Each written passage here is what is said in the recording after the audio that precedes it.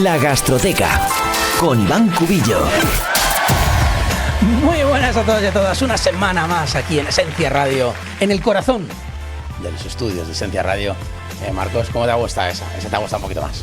Venga, vale, te la compro. Es lo que me gusta que me compre. Todo lo que digo me gusta que me lo compre. Marcos, ¿qué tal estás? ¿Qué tal la semana? Bien, muy bien. No me he recuperado. La verdad es que me preocupa el fin de semana que te pegaste, porque sigues teniendo Sí. la misma carilla, ¿eh? La misma Oye, voz. cuéntanos un poco. ¿Qué hiciste creo que fueron hace 2 fines de semana, Hace ¿no? 2.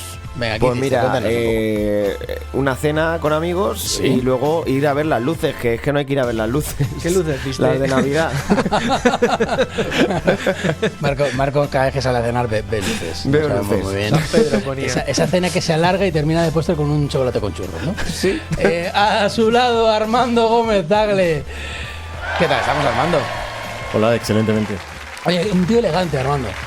No te lo he dicho antes, pero me gusta mucho la camisa que llevas. Cuando quieras, Iván. Sí, cuando quieras. Ah, vale, pues venga, ahora ya. No, ahora está sucia. A mí me da igual, me gusta más. A mi lado, César Gami, el mejor tecnólogo de alimentos de esta mesa. Cierto, sí. ¿Has visto? Por descarte no queda otra opción. Mejor, peor, el que sea. Sí. ¿Qué tal, César? ¿Cómo estamos? Encantado de estar aquí. Oye, mucho trabajo, ¿no? Tienes últimamente. Sí, la verdad que sí. Más del que merezco. He de decir una cosa y que te sirva de consejo vital, es tu culpa. Es tu culpa, porque haces bien las cosas. Por meterme donde, Claro, donde no debo, haces bien donde las sí debo. Haces bien las cosas, te llaman y te siguen llamando. Y sigues haciendo las cosas bien. Cosas que pasan. No vamos a quejarnos de tener trabajo. El que también no le dejan de llamar es nuestro compañero José Luis Arroyo. ¿Qué tal, José Luis? ¿Cómo estamos? ¿Qué tal, Iván? Buenas tardes. Oye, mejor te noto estabas un poquito congestionado la semana pasada y te noto mejor. Sí, ya 100% recuperado. El bicho malo nunca muere. Tenemos un programa auténtico lujo. No os vayáis a ningún lado porque empezamos.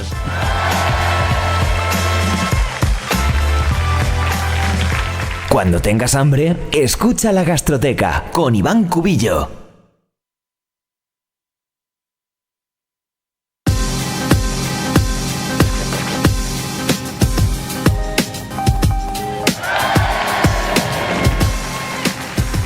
Y esta semana nos traemos a la Gastroteca, o vamos a hablar de alimentos funcionales. Como bien sabéis, en este primer bloque vamos a hablar un poco de contexto y definición de lo que es este tipo de productos. Y es que un alimento funcional es aquel que contiene un componente nutriente o no nutriente con actividad selectiva relacionada con una o varias funciones del organismo, con un efecto fisiológico añadido por encima de su valor nutricional y cuyas acciones positivas justifican que pueda reivindicarse su carácter funcional, fisiológico o incluso saludable. Esta es una definición que encontramos en un documento editado por la FESNAT.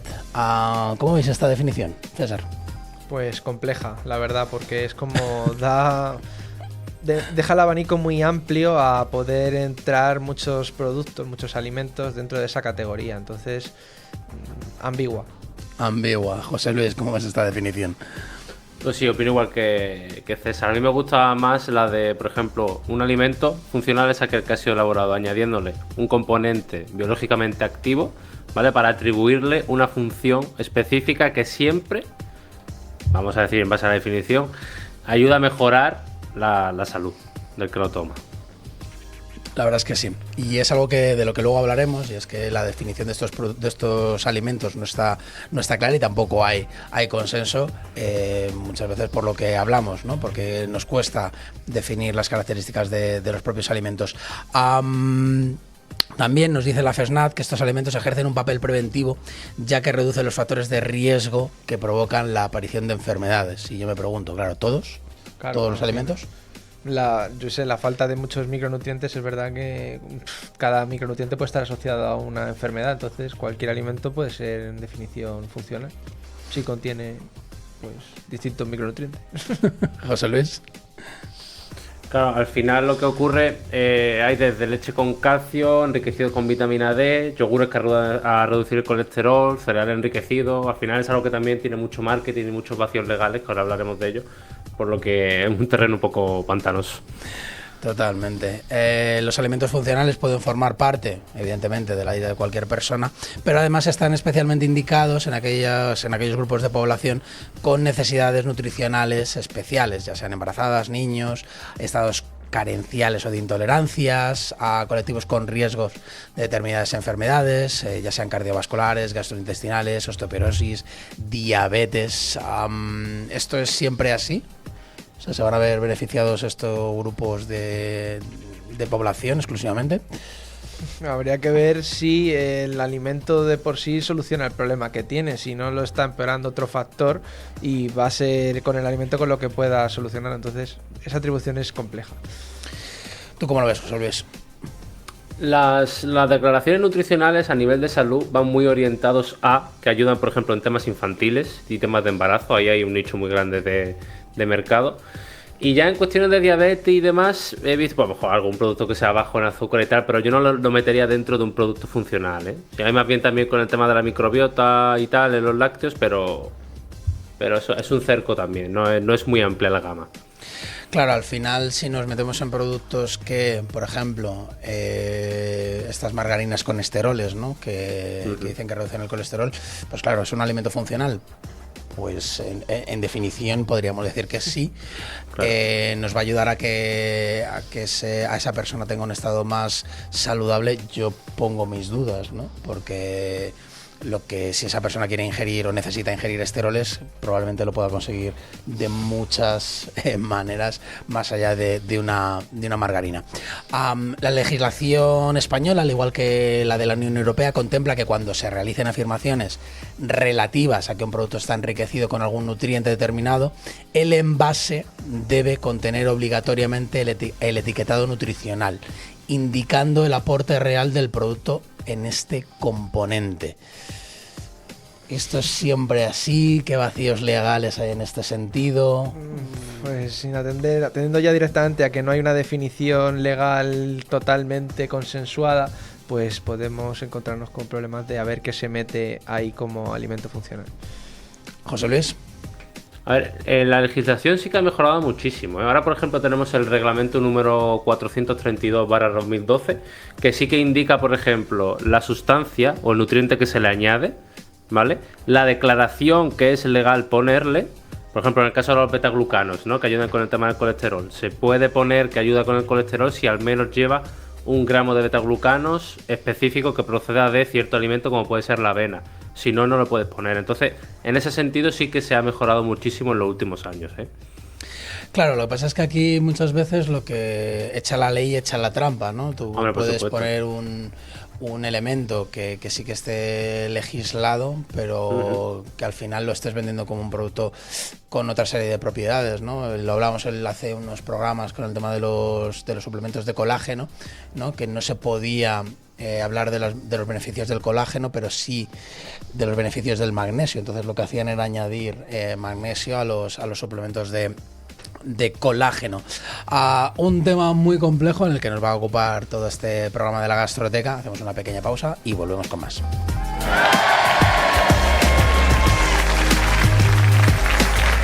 El menú más completo lo tienes aquí, La Gastroteca, con Iván Cubillo.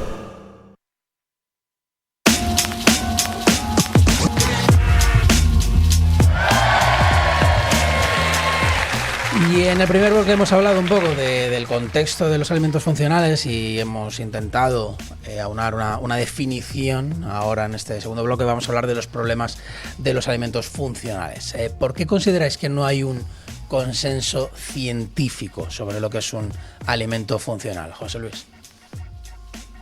Consenso científico porque lo que hemos hablado antes, yo puedo coger una margarina llena de aceites refinados vegetales, que a priori no es un alimento, digamos, saludable, ¿vale? O que tengamos un beneficio de tener un consumo diario de eso, pero como has dicho tú, echa la ley, echa la trampa. Si le añado, por ejemplo, betaglucanos, pues ya, pum, la ley me permite decir que eso es un alimento funcional, porque como le he añadido un único ingrediente a que se le puede legalmente atribuir un beneficio para la salud, pues claro, en base a eso no hay un consenso, porque es como la comunidad científica sabe que está hecho en base a una trampa. César. Sí, poco que añadir. Al final, esa definición ambigua y esa posibilidad de que tú lo puedas hacer a la carta, pues da lugar a que al final no puedas discernir si realmente el beneficio está en el alimento, en eso que le añades, y al añadírselo a X alimento se mantiene esos beneficios o no. Esa complejidad que surge. Claro, al final también aquí nos metemos en el terreno comercial, ¿no? Es muy difícil legislar qué tipo de propiedades le damos a un alimento cuando eso interviene en la definición propia de lo que es un alimento funcional, pues crea confusión. Y al final es como muy complicado definir a qué nos referimos cuando un alimento es funcional.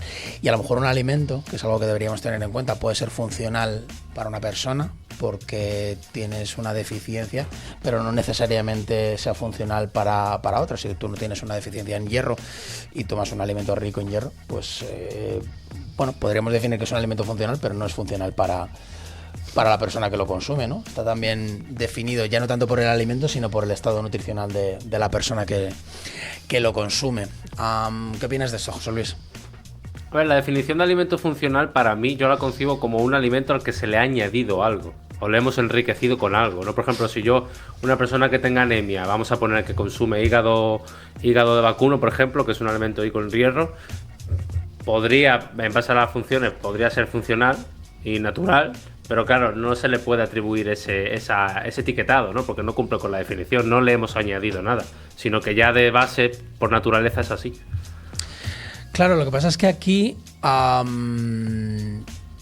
no está tan claro, ¿no? Porque al final en la definición que tú has propuesto antes sí que estaba claro eso que se añadía, pero lo que la he propuesto yo, ¿no? La que he leído de la FESNAT, ¿no? Que es la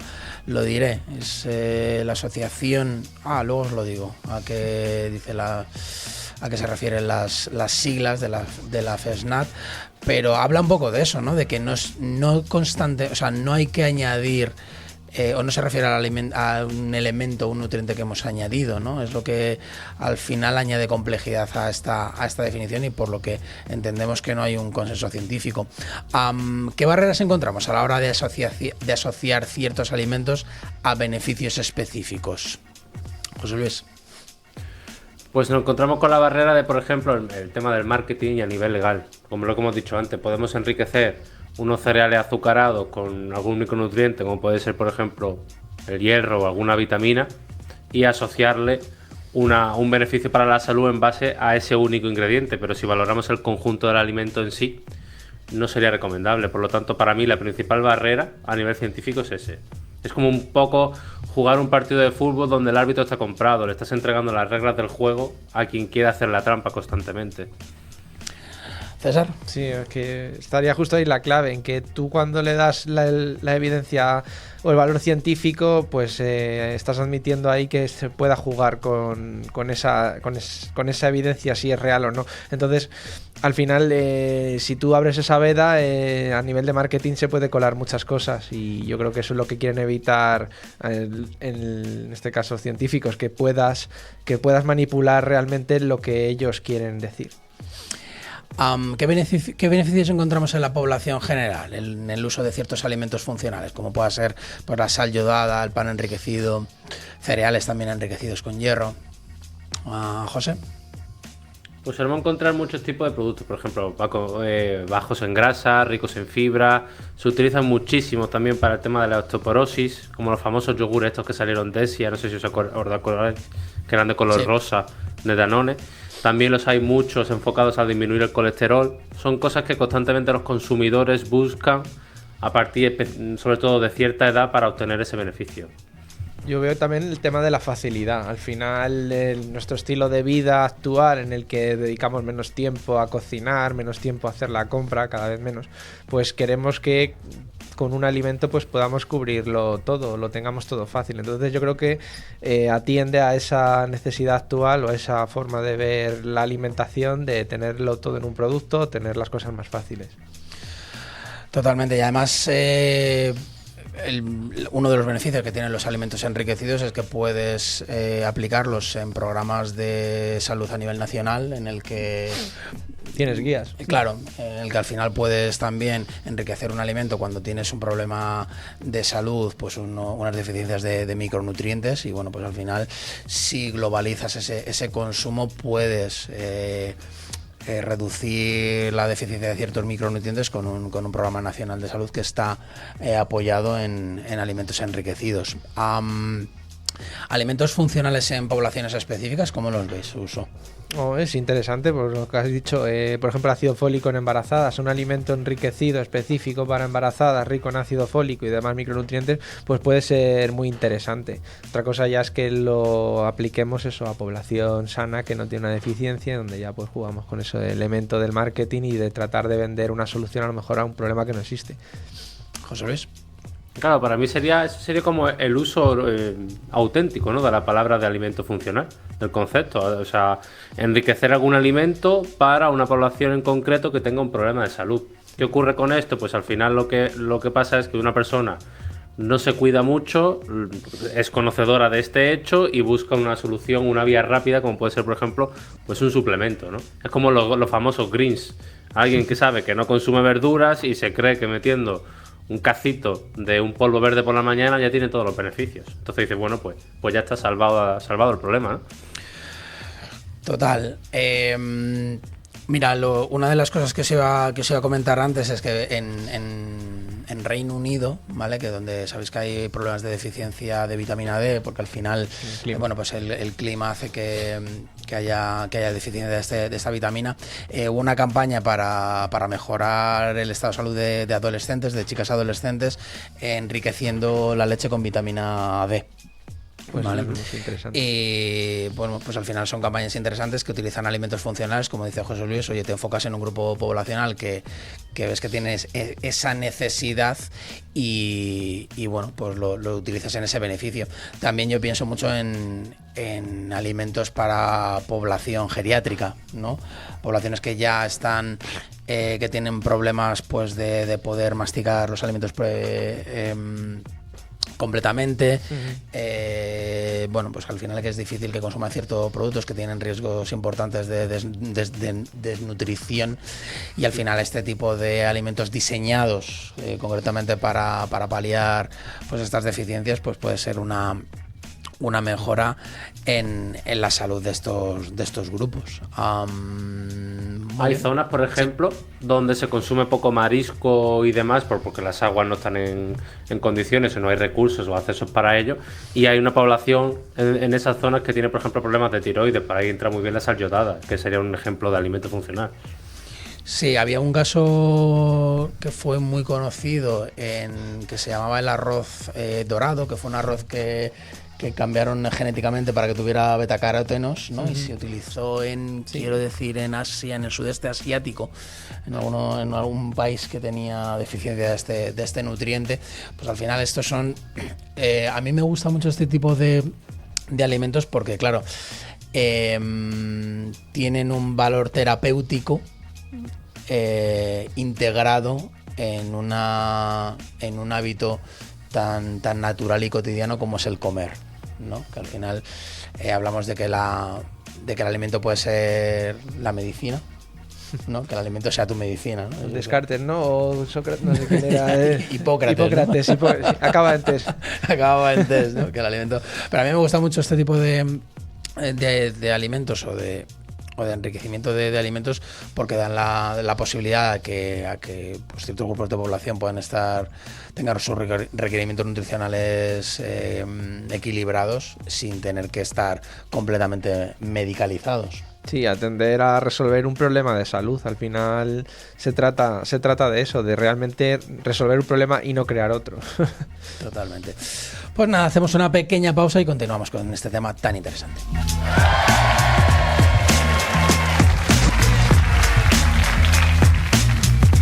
Cuida tu alimentación con La Gastroteca, con Iván Cubillo.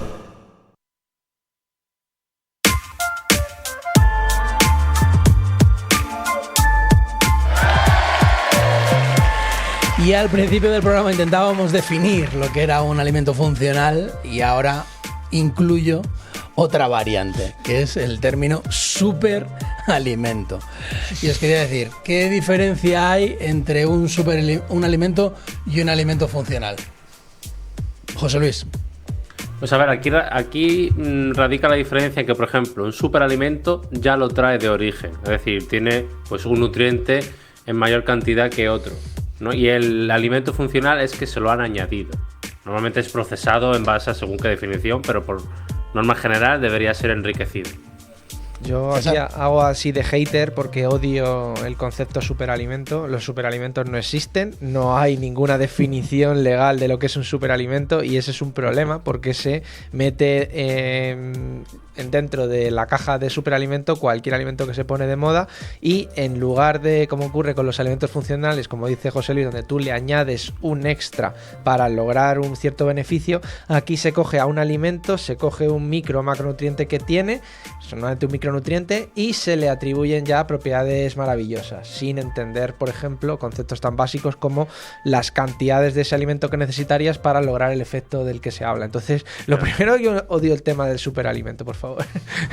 En contra total. Armando, querías... Sí, algo muy rápido. En primer lugar, superalimento, pues es el que consume Superman. No es cierto. No, había quedado pendiente, Iván, que era la FESNAD, Federación Española de Sociedades de Nutrición, Alimentación y Dietética. Muchísimas gracias, estaba ahí rebuscando. Muchas gracias por la información. Pues sí, al final el término alimento funcional, parece que hay una legislación que está intentando pues poner un poco orden, ¿no? en cómo se da esa información sobre alimento funcional, y superalimento a mí lo que me lleva es a un producto de marketing, ¿no? Al final no deja de ser, está más asociado más al marketing que a la salud. ¿Qué problemas vemos en esta asociación casi directa entre alimento funcional y superalimento, José Luis? Pues los problemas de esto es que, claro, las personas empiezan a, primero, poner el foco en la creencia de que al comer un alimento en concreto van a obtener un beneficio directo.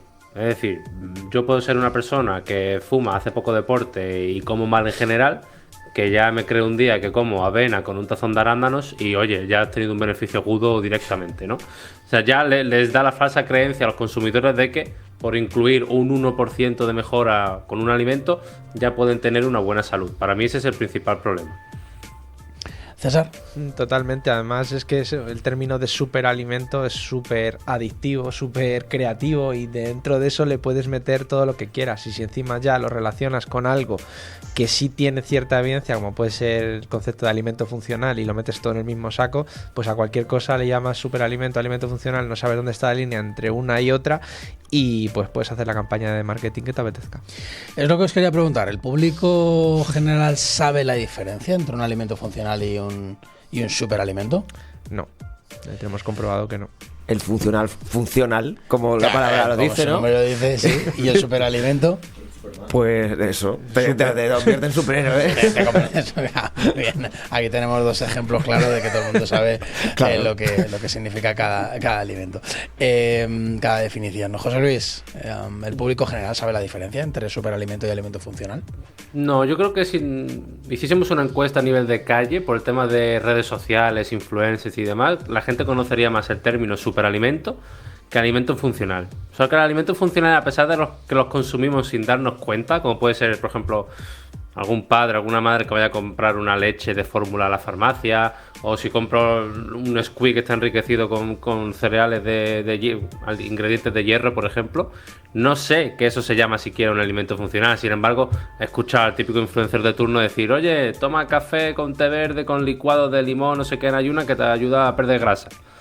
¿Sabes? Entonces al final yo creo que la gente conoce más el término superalimento, por desgracia. ¿La industria alimentaria favorece esta confusión?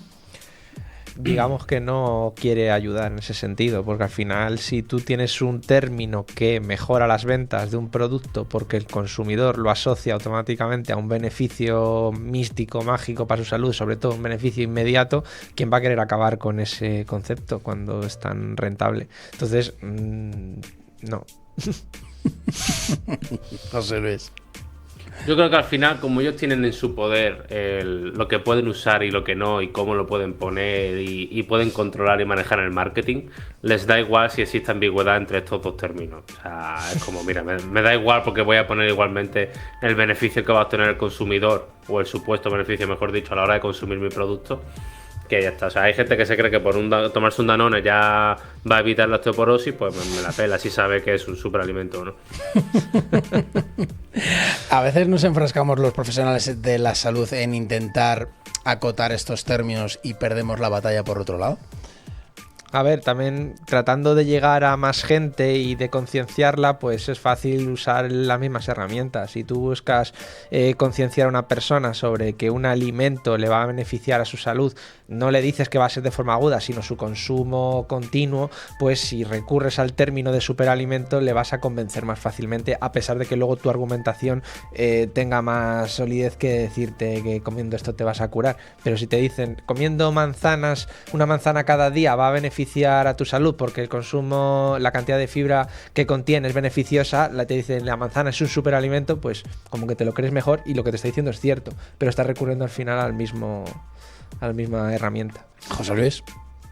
Yo me niego a eso, o sea, yo dentro de mi ética profesional, usar la palabra o el término, por ejemplo, superalimento, o atribuirle incluso a un suplemento, ya no a un alimento, un suplemento, atribuirle un beneficio directo, siempre tengo que hacer mucho hincapié en el lenguaje que uso para tener claro de que, oye, esto te puede atribuir un beneficio siempre y cuando tenga buenos hábitos. O sea, si tú tomas, por ejemplo, yo que sé, algún suplemento en función de algo, luego los fines de semana el típico que se pone hasta el culo de alcohol, pues lo siento mucho, pero pues tendrá más papeleta el día de mañana de desarrollar un cáncer, ya está, así. Lo que es funcional, pero claro, de otra ¿tú quieres manera. saber la verdad? Pues lo que hay, claro. Es que la gente prefiere que les digan, sí, tú sigue haciendo lo de siempre, pero tómate esto, pero no es mi modo superandi. Totalmente. A ver, yo creo que sí que es cierto que los profesionales de la salud deberíamos, como bien dice José Luis, cuidar el lenguaje que utilizamos para hablar o para transmitir la información a nuestros pacientes. Sí que me gusta más el término alimento funcional por estar mejor definido, porque hay una intención a nivel científico de intentar definirlo, que haya una legislación que lo respalde, y sobre todo porque, como bien hemos hablado antes, al final está muy enfocado a las necesidades concretas, o debería estar enfocado a las necesidades concretas de una persona. Y yo creo que también los consumidores deberían entender que no van a encontrar nada, o no quiero decir nada, pero muy pocas cosas en el supermercado que vayan a tener un efecto, como bien dice José Luis, agudo o casi milagroso, si no está apoyado de una alimentación equilibrada a todos los niveles. Vosotros, Marcos, ¿estos términos de alimentación funcional, superalimentos, os sonaban antes del programa de hoy? No. ¿Ninguno de los dos? Ninguno de los Ni dos. superalimentos El ni superalimentos sí. Sí, ¿no? Sí, Está pero- como más en boga. A mí sí, los dos. ¿Los dos te sonaban? ¿Sí? Sí. ¿En qué contexto? Es un poco por entender, porque también es importante, ¿no? El contexto en el que escuchamos la información. A ver tú, Marcos. Os he puesto ahí una trampa. No, a lo que me refería, por ejemplo, es que cuando en un concepto, por ejemplo, el concepto de superalimento, pues yo lo asocio mucho a medios de comunicación. Lo vamos a encontrar en redes sociales, ¿no? Lo vamos a encontrar Mucho titular. en campañas publicitarias, ¿vale? Son palabras que las vamos a encontrar más en este tipo de contextos, y es probable que alimento funcional lo encontremos o sería lo deseable encontrarlo en contextos más sanitarios Y académicos. y académicos. José Luis, ¿esto tú crees que Sí, es así? coincido totalmente. Debería ser así. Por eso creo que, por ejemplo, Marcos ha dicho que el término alimento funcional no lo conoce. Es que es cierto que en redes sociales, en medios de comunicación y tal, juraría que nunca lo he visto yo tampoco. Claro, pero si hablamos de leches enriquecidas o cereales enriquecidos, Claro. ahí ya sí, ¿no? Claro, o sea, la gente yo creo que conoce alimento enriquecido, pero no lo asocia a que es un alimento funcional. Totalmente. Más que nada porque muchas veces viene hasta en el packaging. Por ejemplo, cereales enriquecidos con Te vienen los cereales de El del famoso desayuno. LK6 como se ejemplo, llame. claro. Esas Sí. cosas, ¿no? Claro, o el yogur ese que ponía que te ayudaba a cagar también. Lo ponía así literal. Lo ponía así, tal cual, o sea, que te ayudaba a ir al baño y salía la persona así en el váter, en el anuncio. Ah, me acuerdo Claro, que... que ahora Se han lo tenido que bebía ponerle mientras que estaba, mejora la microbiota, como diciendo, oye, que directamente no es que te ayude a ir más veces al baño. Activia, ¿no? Era A ese, Activia, José claro. Coronado, que te estaba todo el día. activiaba, Sí, ¿no? sí. Te activaba Te vivo. activaba el intestino, ¿no? Venga, hacemos una pequeña pausa y continuamos con más.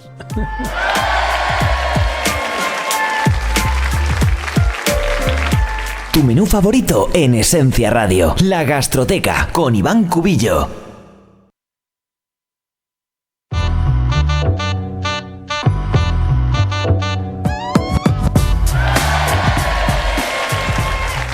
Y después de estar un buen rato hablando de las diferencias entre alimento funcional, superalimento o intentando definir lo que es un alimento funcional y los posibles problemas que encontramos en el consenso científico sobre lo que es un alimento funcional, vamos a dedicar este último bloque en hablar de las oportunidades de mercado.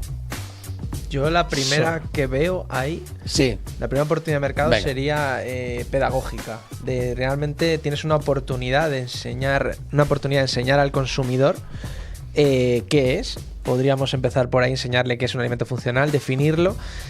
Luego crear un marco legislativo más potente para que esté respaldado. Una vez que el consumidor ya sabe lo que es, protegerlo.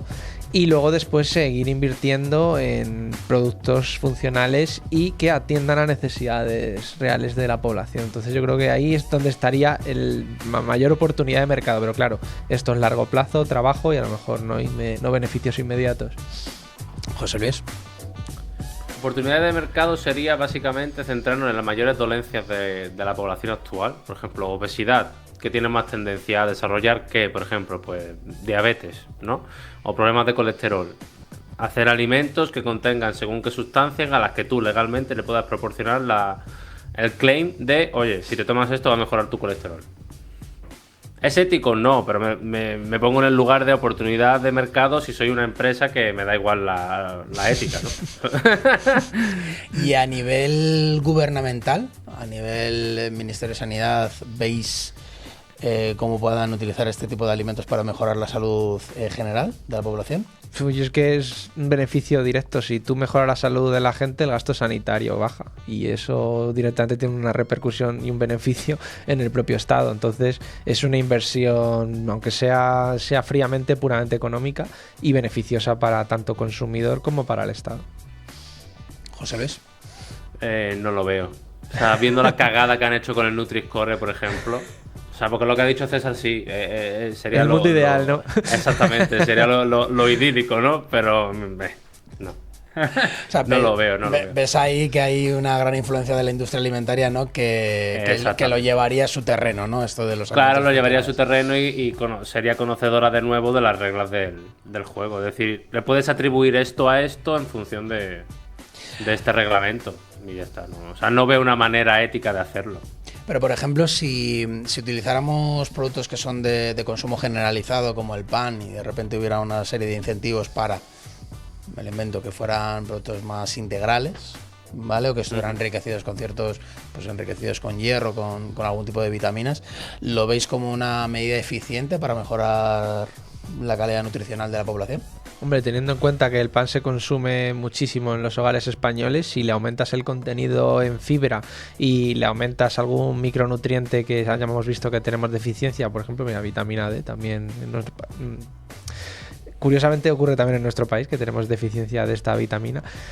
Al final puedes lograr grandes resultados sin exponerte a esos riesgos de los que habla José Luis, de que se lleve a otros niveles que no son éticos y no haya un beneficio directamente económico de 4, sino que realmente atiendas a un problema social, lo mejores y resuelvas el problema.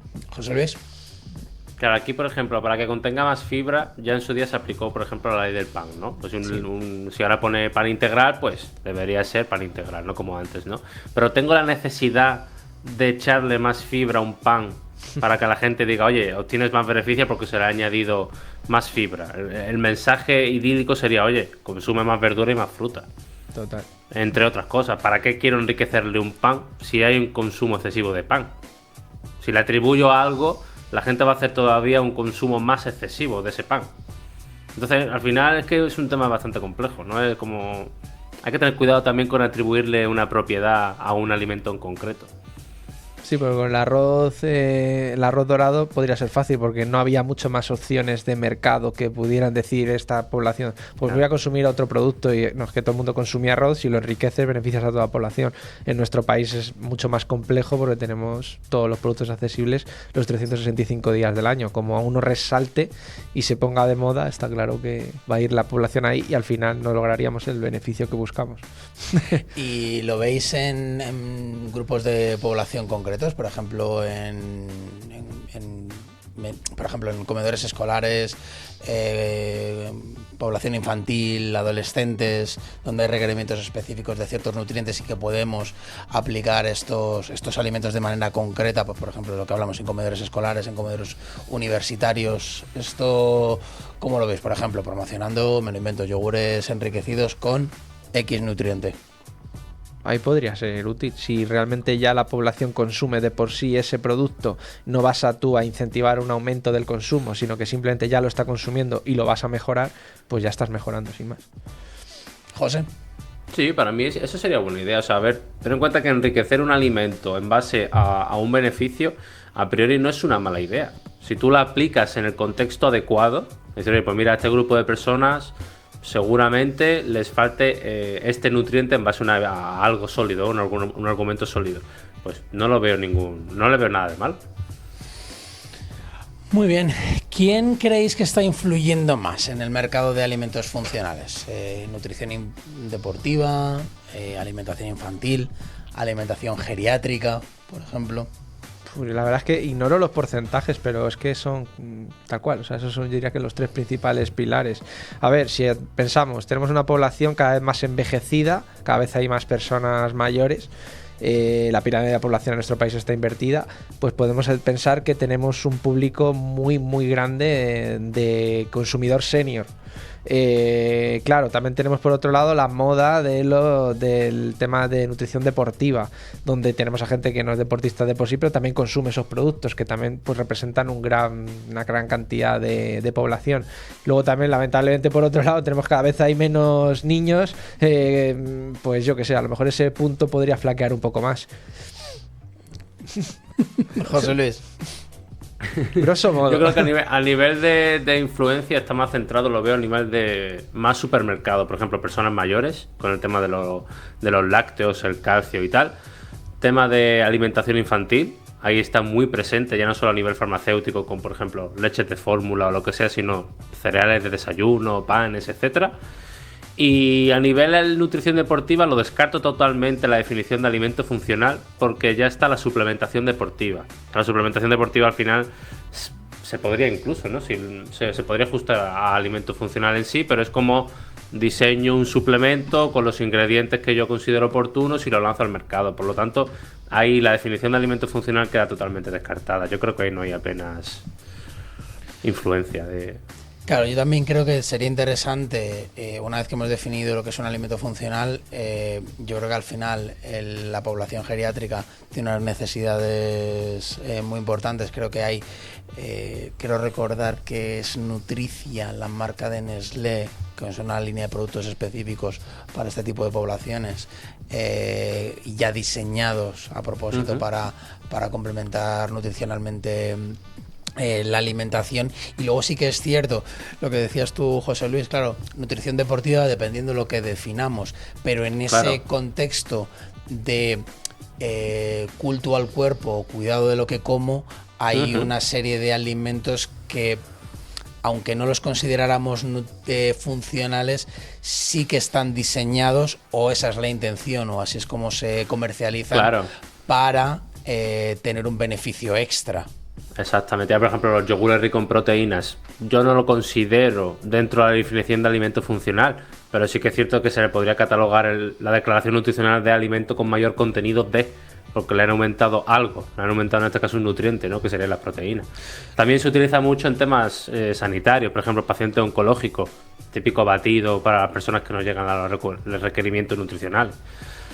Totalmente. A mí el tema de la alimentación infantil me chirría un poco porque, claro, estamos hablando de alimentos funcionales, un alimento que está enriquecido, pero muchas veces no dejan de ser alimentos ultraprocesados con grandes cantidades de azúcar, que claro, porque yo le añado un nutriente, en este caso hierro o alguna vitamina del grupo B, que al final están todas metidas ahí, pues claro, eso lo puedo llamar alimento funcional. A mí eso no lo termino de ver como un alimento funcional en ese sentido, ¿no, César? Ahí no atenderías a resolver un problema, de hecho crearías otro, porque muchos padres dirían, este producto está estupendo porque tiene este micronutriente que es necesario en esta etapa de crecimiento de mi hijo, pero pum, 30 gramos de azúcar.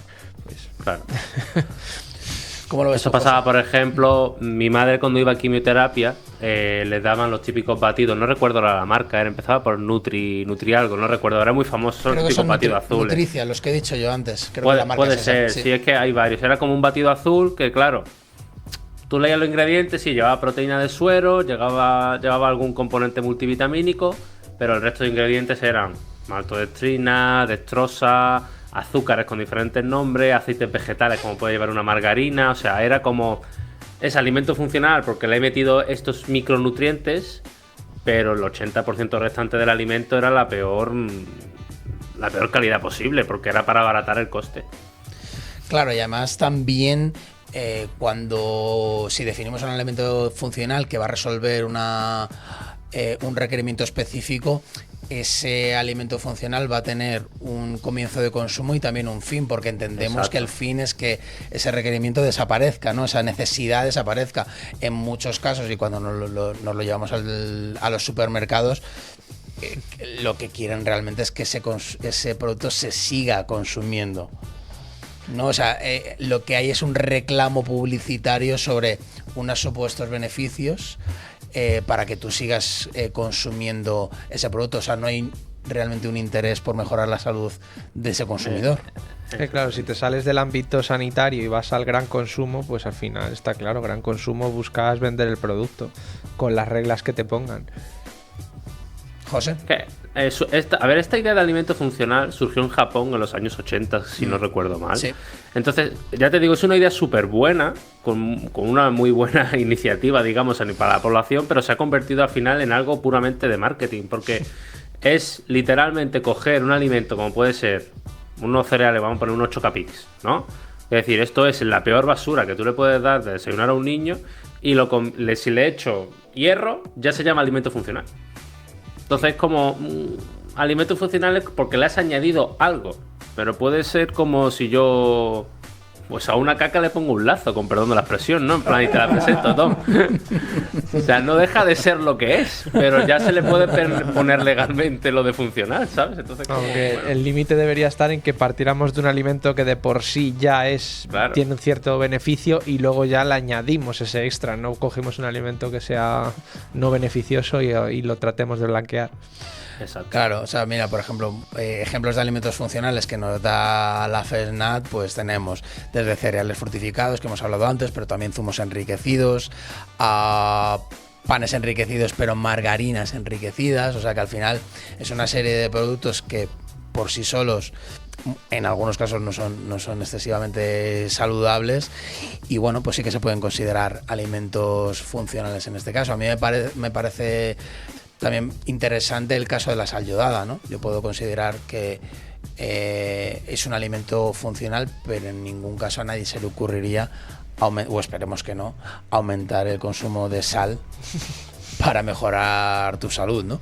Un gran ejemplo ahí es de la leche fermentada con EPA y DHA, que aumentar el ácido graso omega 3, eso sí sería un muy buen ejemplo. Claro. Y ahora que llega la Navidad, un chocolate con churros, unas porras, ¿no? Eso sí que eso es funcional, ¿no? Eso es funcional. Eso, a las 6 de la mañana sí que es funcional.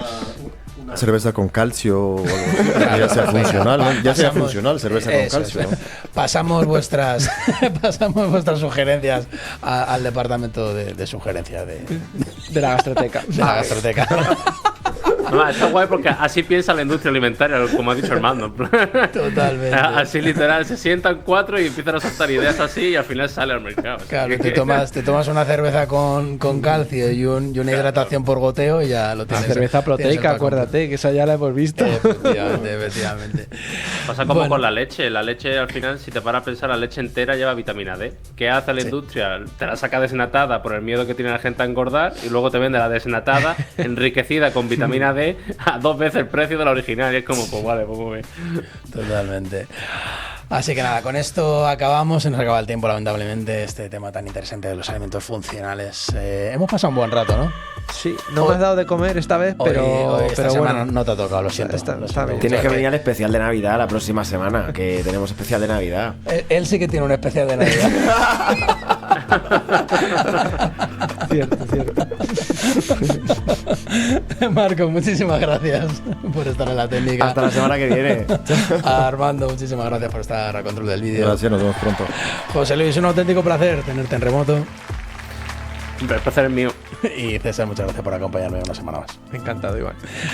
Nosotros nos vamos a pasar una semana, un fin de semana increíble. Volvemos la semana que viene con mucho más. Hasta luego, chao, chao.